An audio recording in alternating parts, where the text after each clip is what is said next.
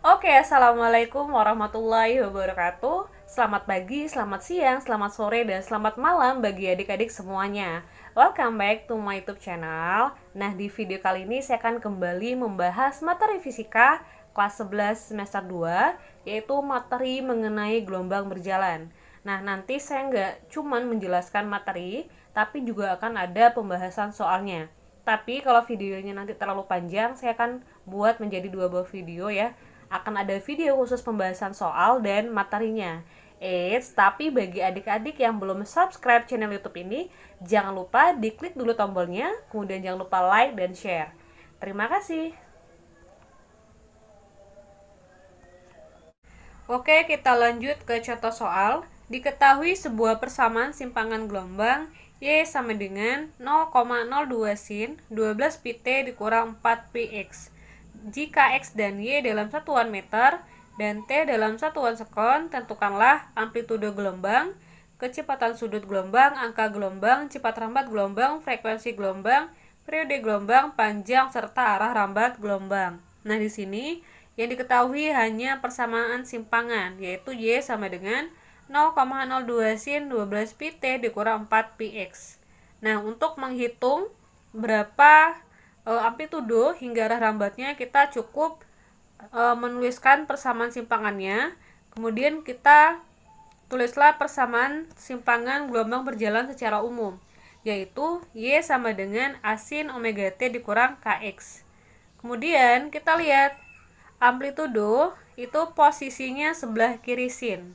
Sehingga untuk persamaan simpangan yang diketahui, kita lihat posisi di sebelah kiri sin itu adalah 0,02, sehingga amplitudonya adalah 0,02. Kemudian kita cek satuannya, oh ternyata meter, berarti 0,02 meter. Kalau di soal disebutkan dalam sentimeter, berarti A-nya 0,02 cm. Jadi menyesuaikan ke soalnya kembali ya. Kita lanjut kecepatan sudut ya, atau omega. Omega itu posisinya sebelah T, berarti 12 pi. Ingat ya, pi-nya harus masuk karena dia pokoknya sebelum T. Satuannya adalah radian per sekon. Kemudian bilangan gelombang K, dia posisinya sebelum X, berarti 4 pi ya, 4 pi radian per meter. Selanjutnya kita menghitung kecepatan gelombang dengan persamaan omega dibagi K. Masukin omeganya 12 pi dan K-nya 4 pi. Kemudian pi dengan pi kita coret ya, atau kita bagi. Tinggallah 12 dibagi 4, yaitu 3 meter per sekon. Oke, kita lanjut untuk menghitung frekuensi. Nah, di sini kita menggunakan persamaan omega sama dengan 2 pf. Nah, jadi persamaan ini nggak saya jelaskan di materi gelombang berjalan, karena udah saya jelaskan di gelombang mekanik. Jadi bagi yang belum lihat videonya, silakan ditonton terlebih dahulu ya, supaya lebih paham. Oke, kita lanjut. Karena omega sama dengan 2 pf, berarti f-nya adalah omega dibagi 2 pi. Masukin omeganya 12 pi, kemudian kita bagi dengan 2 pi, diperolehlah 6 Hz. Kemudian untuk menghitung periode, kita menggunakan persamaan seperfrekuensi, yaitu 1/6 sama dengan 0,17 sekon. Kemudian kita menghitung lambda atau panjang gelombang dengan menggunakan persamaan V sama dengan lambda dikali F, sehingga lambda adalah V dibagi F. Masukin V-nya 3, kemudian frekuensinya 6, diperoleh hasil 0,5 meter. Nah, untuk menghitung lambda, tidak hanya menggunakan persamaan ini saja. Kita bisa menggunakan persamaan angka gelombang, yaitu K sama dengan 2 pi dibagi dengan lambda. Nah, ini adalah persamaan untuk angka gelombang. Sehingga kalau lambda itu adalah 2 pi kita bagi dengan K. Lambda sama dengan 2 pi dibagi K. Nah, K-nya itu posisinya sebelum 4 kan, sebelum X kan ya. Berarti 4 pi, ya enggak? Nah, lambdanya berarti 2pi dibagi 4pi. Pi sama pi nya kita coret, tinggallah 2/4. Kita sama-sama bagi 2 ya, berarti 1/2. 1/2 itu sama dengan 0,5 meter. Jawabannya sama kan ya. Kemudian oke, kita hapus dulu. Kita masuk ke arah rambat. Nah, arah rambat kita cukup melihat persamaan yang ini, yang KX ya, tandanya. Karena dia negatif, berarti dia merambatnya ke kanan. Kalau dia positif, merambatnya ke kiri. Berarti karena dia negatif di sini, merambatnya ke kanan.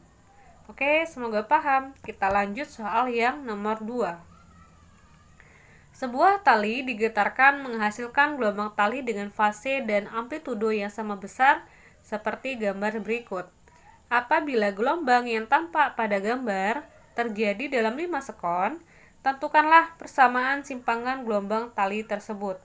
Nah, di sini kita harus menghitung terlebih dahulu berapa gelombang yang terbentuk. Ingat ya, satu gelombang itu terdiri dari satu lembah dan satu bukit, atau satu bukit dan satu lembah. Nah, di sini ada satu bukit, satu lembah. Berarti ini dia satu gelombang ya. Satu gelombang, kemudian 2 gelombang. Nah, karena dia sendirian, yang bukitnya berarti setengah. Sehingga gelombang yang terbentuk adalah 2,5. Nah, panjangnya adalah 4 meter. Berarti 2,5 lambda sama dengan 4 meter. Lambda berarti 4 dibagi 2,5, yaitu 1,6 meter. Kemudian di soal disebutkan bahwasanya waktu yang diperlukan untuk membentuk 2,5 gelombang adalah 5 sekon. Nah, ini bukan periode, tapi waktu ya. Jadi waktu dan periode itu berbeda. Kalau waktu, dia bebas mau berapa gelombang, asalkan bukan satu ya. Bisa dia 0,5 gelombang, bisa 1,5, bisa 2, 2,5 dan seterusnya. Tapi kalau periode, dia untuk satu gelombang. Nah, sehingga kita cari dulu nih, berapa sih periodenya. Kita menggunakan persamaan waktu dibagi dengan banyaknya gelombang. Waktunya 5 sekon dibagi banyaknya gelombang adalah 2,5. Sehingga diperoleh hasil 2 sekon. Kemudian persamaan umum untuk menghitung simpangan adalah Y sama dengan asin omega T plus minus KX ya. Ini kita langsung positif untuk amplitudonya karena yang terbentuk pertama kali adalah bukit, sehingga dia positif. Nah, kemudian ini arah rambatnya ya. Arah rambatnya ke kiri.